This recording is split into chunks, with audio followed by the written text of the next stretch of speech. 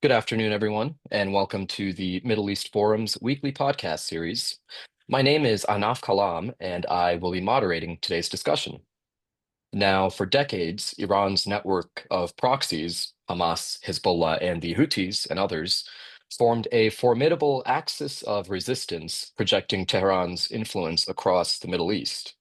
Yet, Israel's recent strikes on Iran's nuclear facilities and the IRGC leadership, followed by devastating retaliatory campaigns, have left those groups reeling. From Hezbollah's decimation in Lebanon to Hamas's weakened grip in Gaza, Iran's once mighty proxies face an uncertain future. How did Iran's strategy of proxy warfare shape the region's conflicts? What do these setbacks mean for Tehran's regional ambitions, its proxy survival, and the shifting balance of power? Joining us to discuss all this is Mr. David Daoud, who is a senior fellow at the Foundation for Defense of Democracies, focused on Lebanon and Hezbollah. He has previously worked at the Atlantic Council and at United Against Nuclear Iran, and his work has appeared in a number of publications, including Foreign Policy, Newsweek, New York Times, Washington Post, and the Wall Street Journal. Now, as always, we invite our audience members to ask your questions, which you can do by using the Q&A box located at the bottom of your screen to type your question. And with that, I would like to introduce Mr. David Daoud. Very good to have you on. A pleasure to be on enough. Great. Now, just to kind of get started here, over the last few days, of course, we've seen and heard a lot of what is coming out of both Israel and Iran, but there hasn't been quite as much coverage on how this is all playing out for Iran's proxies, Hezbollah, the Houthis, and Hamas. Can you give us a sort of overview of what is going on those fronts and what we can kind of expect from them? Mhm. Well, the interesting thing is nothing is going on those fronts. If we start with Hezbollah, my area of focus, this was supposed to be Iran's deterrent against exactly what's happening right now, against such an Israeli strike. Iran had invested so much in building up Hezbollah's arsenal, partially to act as again as a deterrent against an Israeli strike on Iran's nuclear weapons program, its ballistic missiles program. And if that strike were to nevertheless occur, as it is now, this was supposed to be Iran's first line of response, and yet total silence. If you look at Hamas, um, it's the same thing. There's obviously ongoing clashes in the Gaza Strip. 5 IDF divisions, as far as I know, remain in the Gaza Strip. Negotiations over the hostages and the ceasefire, they remain where they are. Hamas is not taking more or less of a hardline position than it was prior to June 13th. The Iraqi militias, interestingly, they're during the first phase of the Gaza war, right prior to the ceasefire brokered by the outgoing Biden administration, but the Trump administration took over. Um, uh, you'd have these claims, usually lying, that these Iraqi militias were targeting Israeli ports, Israeli cities. We're not even seeing those false claims anymore. And I have to say, I expected the Houthis to at least increase the rate of their ballistic missiles attacks on Israel, and yet again, we're seeing, I think there's been one or two Houthi missile attacks since Thursday, Friday, when this all started, and it hasn't been a barrage of missiles. It's been the one missile at a time that we've gotten used to. So nothing has really changed. It seems like, and there are reasons for this. This isn't to say that if you want to get into that, but this isn't to say that the resistance axis is over and done with. But it really is, for now, an Iran-Israel war, and it seems to be like it's going to remain that way. Now, do you think that that is simply because of the leadership inside the IRGC and Mhm, inside of Iran basically having been eliminated one by one, mhm, and now that the Iranian regime seems to be sort of scrambling, or do you think mhm, that it's just that these proxies don't really have much to gain, and their mhm, interests aren't really at stake here? mhm. Well, their interests are at stake. I mean, look, I'll say, to some extent, I'm sure that is operating right now. How to use your proxies? You need your top generals to figure that out. You need coordination. You need to, you have to have liaison officers that are there to assess what's your situation, what are your conditions, what can you offer us in this specific moment. But I think the bigger part of it. Well, let's look at Hezbollah, for example. This is this organization that was, again, supposed to be Iran's first line of defense. Hasn't been destroyed, but it's been significantly degraded from where it was on October 7th of 2023 before it started attacking Israel. So we're dealing with an organization that has been internally degraded, that is still mending and, if you will, licking the wounds that Israel, the very deep wounds that Israel inflicted upon it. Its top military commanders are gone. Its political echelon has almost been wiped out. It's trying to rebuild from the ground up. Meanwhile, it's having to contend with daily Israeli strikes that are continuing to degrade its assets. That's part one. Part two, you have Lebanon, which did not want to go to this war. 70+% of Lebanese don't like Hezbollah. The Lebanese Shiite community there, which is Hezbollah's main bastion of support, or main reservoir of support, overwhelmingly does support Hezbollah, but they're not ideologues. And I think that's a critical point to understand. These people aren't, necessarily religiously observant. They're not Khomeinist ideologues. They support Hezbollah for pragmatic reasons, namely that you will provide us dignity internally and that you will protect us from external threats. Not that you will go on ideologically motivated adventures to, say, I don't know, ruin our lives for the sake of Palestine or even for Iran. Right? The whole point is you're supposed to be like a national guard for the Shiite community, so to speak. And so all these factors together, right now the Lebanese streets' anger is not, it's passive. They're not going out in the streets and attacking Hezbollah. The government isn't acting actively to disarm Hezbollah. They're engaged in a dialogue. The Shiites, whatever bubbling anger is there, whatever frustration there is at Hezbollah bringing the last destructive war upon them, war with Israel, it's not rising to the surface. So Hezbollah has to take all these things into consideration if it decides to go to war with Israel now, a war that it knows it can't go toe-to-toe with the Israelis, not even fighting to a stalemate, and still bring destruction upon itself. That's part of it. I think, similarly, Hamas is in no position to really attack Israel. Now you'd think, well, what about the Iraqis and what about the Houthis? I also think that Iran right now is holding its proxies in reserve. I don't think the interests are no longer aligned. Again, if we talk about Hezbollah, if we talk about the Iraqi militias, these are extensions of Iran in the sense of my arm being an extension of me. So what is my interest is my arm's interest, so to speak. But with these militias, Iran, I think we're seeing reports, wants to de-escalate. They don't want to go all the way up the escalatory ladder right now. If they do, that risks bringing in the United States, that risks expanding this war to a point where they could lose the regime, they could lose their regional assets. So I don't see them broadening this. I don't see them, say, risking Hezbollah, which, again, degraded but not defeated, not entirely out of any, it still has weapons. Same thing with the Iraqis. I think they want to bring those out in a moment where they feel the regime is absolutely threatened to either deter Israel from continuing its military action as kind of a last desperate attempt, or to basically inflict as much pain on the Israelis as possible before the regime succumbs. So we're not there yet. Right now, I think they want to keep this tempo where they're able to manage the battle, absorb their losses, and have something that they can retain for the day after. They're looking at this, okay, we've lost this round, the round that started on October 7th. They've lost it big time, or bigly, as President Trump likes to say, right? They made a mistake. If they were, in fact, involved in Hamas's planning and execution of the operation, they severely miscalculated.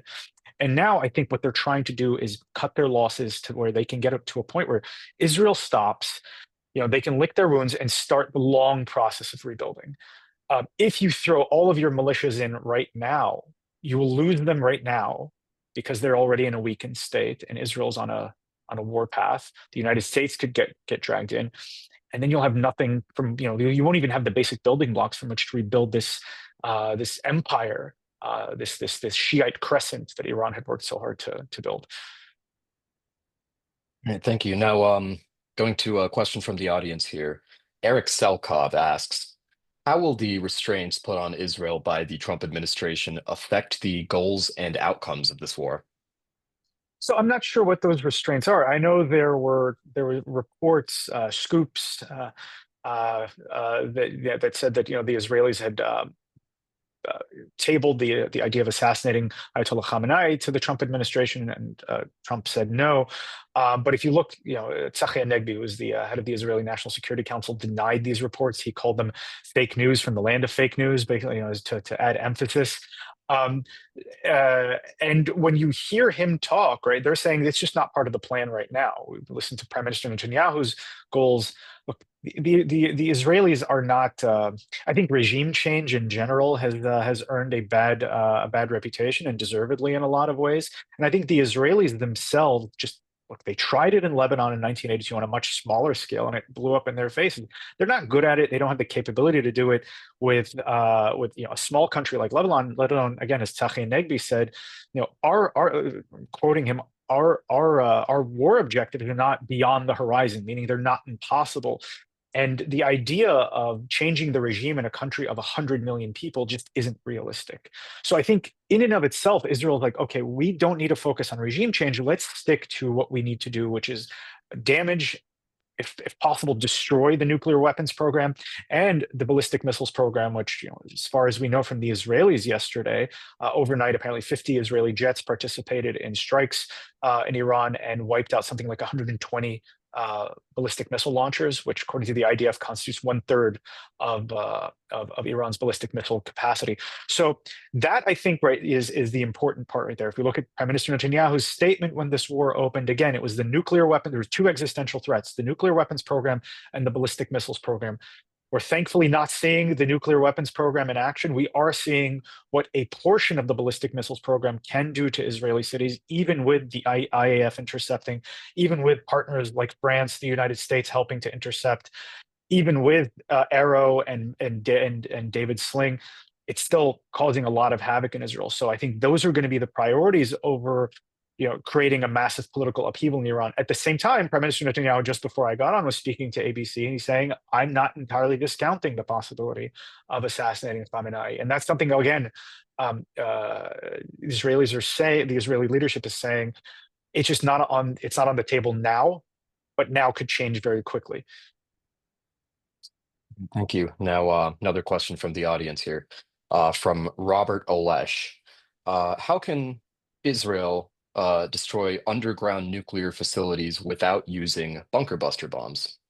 Well, that's a question that's better asked probably to the IDF chief of staff. I don't think they're going to disclose that. Look, I've always said that Israel operates on a mentality of en brera, right? There's no other option. Either we do the job or we don't exist. And I can't imagine, right? This has been a threat that Israel has seen in its crosshairs. Prime Minister Netanyahu has been talking about it, as he likes to remind us, since the early 1980s, since his first book on terrorism, since the Iranian regime took power. He was prime minister in the 1990s, where it was part of the focus of his government.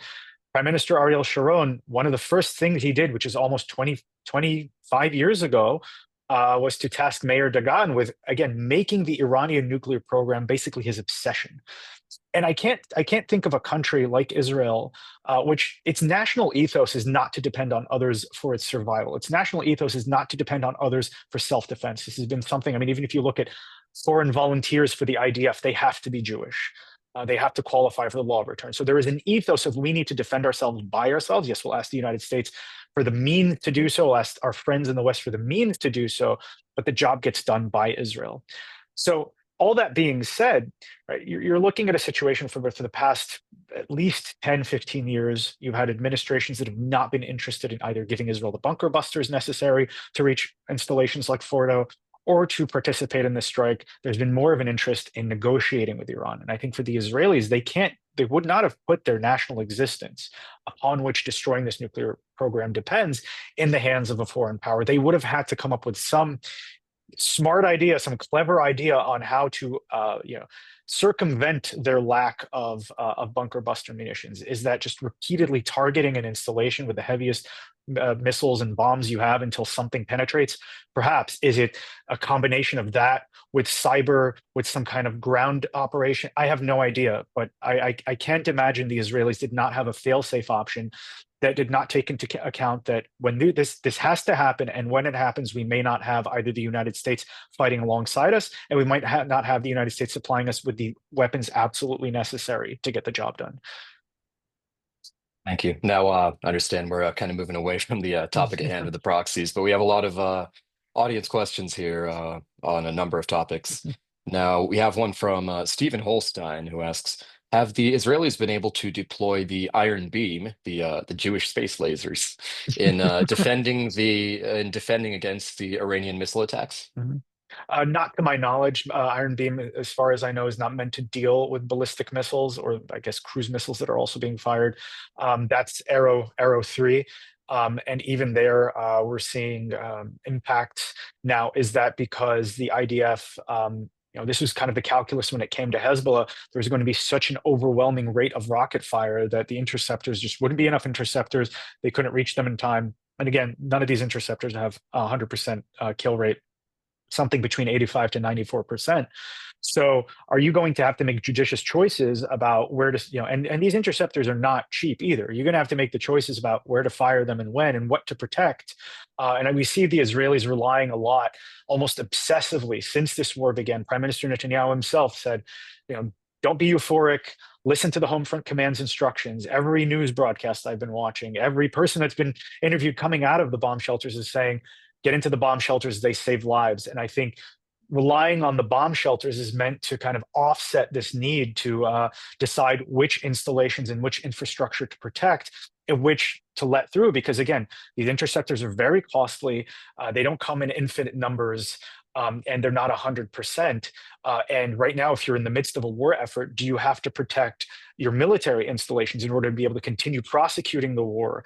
And as we saw last night, degrading Iran's ability, right? If you lose your air force because you're protecting all civilian population centers, you're not going to be able to stop the continuing ballistic missile attacks. So do you prioritize the air force? You prioritize your long-range strike capabilities, refueling capabilities, weapons depots, over, say, unfortunately, downtown Tel Aviv or central Tel Aviv for the time being until you can degrade Iran's ability. That seems to be where Israel is going. But again, Iron Beam, I think, is meant to deal with short-range missiles like Katyusha rockets, short-range projectiles like drones coming, say, from Lebanon or something like that, but not with the ballistic missiles that Iran is firing.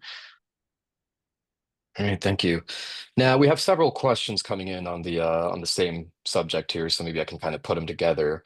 What are the chances of Iranian dissidents overthrowing the Iranian regime? And to follow up, in the event that we do see that take place, what will become of Iran's proxies? That is a good question. Look, I don't know. It's still we're still 4 days into this thing, right? Am I counting correctly? You some people can speak to this better than I can. I don't know what the percentage is of the Iranian population that is against the regime versus those who are supporters. This regime clearly has domestic support. And I think it's in the interest of all sides to kind of play up their level of support. But beyond that, you have basically this mentality of fear, right? This regime, there have been spikes of displeasure, let's call it that, to not to minimize it. I mean, starting with the 2009 Green Revolution, going up to the Masa Amini protests, the Women Life Freedom protests. And what we've seen consistently, unfortunately, is the Iranian regime brutally crack down on these protests and get better at it. Right? Each time, the internet gets shut down quicker, the blackouts happen quicker. So this regime is now becoming more proficient at suppressing dissent. And if all of those things have failed over time, does that create despair on the part of the population to say, well, we've tried before, and each time we get crushed? How do we know this is going to last with the Israelis? And that could be the distinguishing factor right now. At no time during the Women Life Freedom protests, Israel or the United States or no one was attacking the Iranian regime and wiping out its upper political or military echelons right now, and a lot of its military hardware.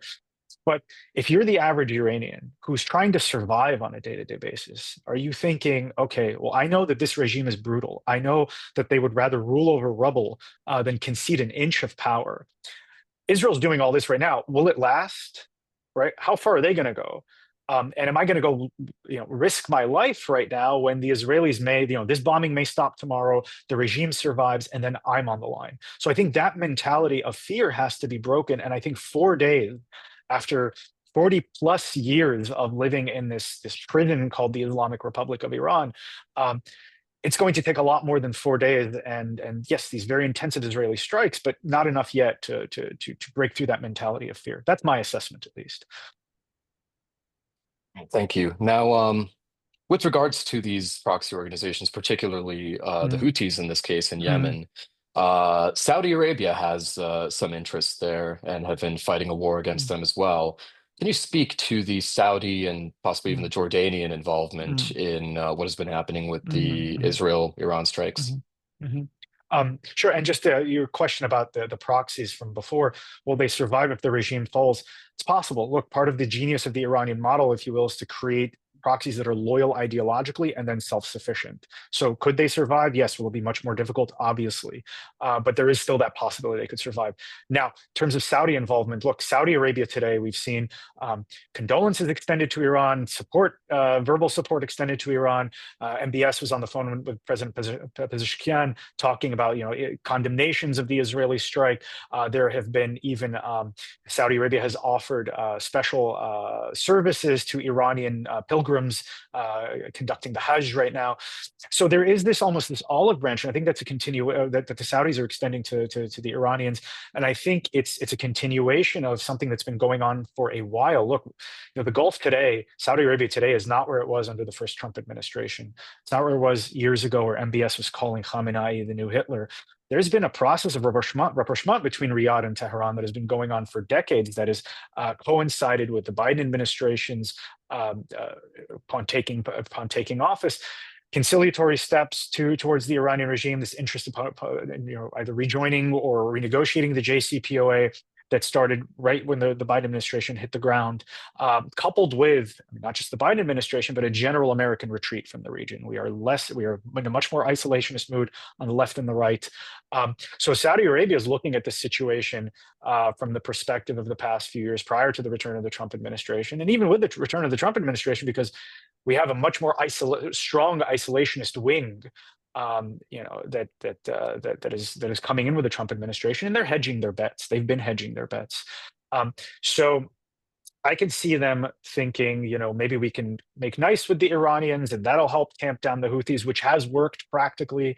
The Houthis are not firing ballistic missiles or attacking the Saudis, at least for the past few years. At the same time, you've also seen the possibility of Saudi-Israeli normalization dip since October 7th, because Saudi Arabia views itself as not just the patron of its own citizens, but the 2 billion Muslims worldwide for whom the Palestinian cause is central.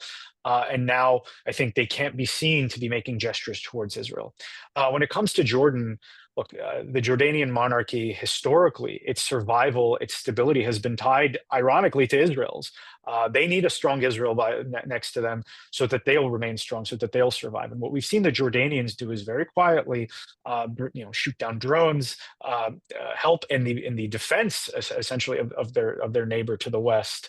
While keeping things quiet, because at the same time, you again have a massive Palestinian population that has been very restive since October 7th, that the Hashemite monarchy has to deal with, and keep their sentiments on an even keel.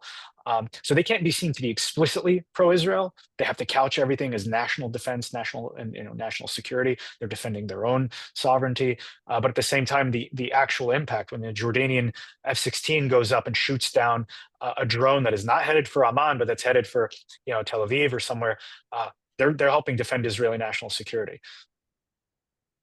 All right, thank you. I see a question here from an anonymous attendee. What is the flag the host has on his coat? I realize it's shiny, and I hope it doesn't get mistaken for the Islamic Mhm. Republic. But no, this is the Persian flag, not the flag of the regime.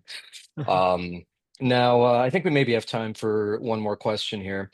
Robert Olesh asks, please tell us how Turkey is involved. Turkey is not involved, as far as I know. Turkey even instructed, as far as reports show, Syrian President Ahmed al-Shara not to get involved. They told him, this isn't your fight, stay out of it one way or another. There were reports, though, that this was Channel 11 News, Roy Kais, quoted an official from southern Syria who's close to the government in Damascus, saying that Syria has no objection to Israel intercepting either drones or missiles in its airspace. And in a general sense, one can say and I'm quoting this guy, right, that there's general security cooperation between the two countries. So if Syria is doing this, we can assume there's a green light from Turkey to allow this. All right, thank you.